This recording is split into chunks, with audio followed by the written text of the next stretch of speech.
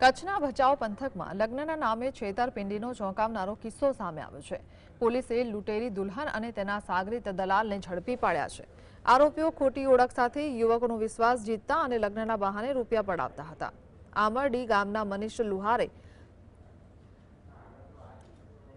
અમદાવાદની સોનલ ઉર્ફે સોનિયા સાથે 2 લાખમાં લગ્ન કર્યા, પરંતુ માત્ર 2 દિવસમાં છેતરપિંડીનો ભાંડો ફૂટ્યો। તપાસમાં જાણવા મળ્યું છે કે સોનલે અગાઉ મહેશ પરમાર સાથે પણ લગ્ન કરી 2.10 લાખ રૂપિયા પડાવ્યા હતા અને માતાજીનું કામ કહી ફરાર થઈ ગઈ હતી। પોલીસે વધુ તપાસ હાથ ધરી છે।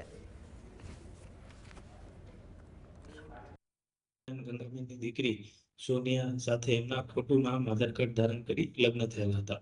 તે સમય દરમિયાન ચોપડવામાં રહેતા મોહને પણ એમનો સંપર્ક કર્યો અને એમને વાત કરેલ કે આ બેને અગાઉ પણ અમારી સાથે ખોટું નામ આધાર કાર્ડ કરી લગ્ન કરેલા હતા અને ત્યારબાદ 2 લાખ રૂપિયા લઈને ભાગી ગયેલા હતા અને આમની સાથે પણ આરોપીએ 2 લાખ રૂપિયા જેટલી અમાઉન્ટ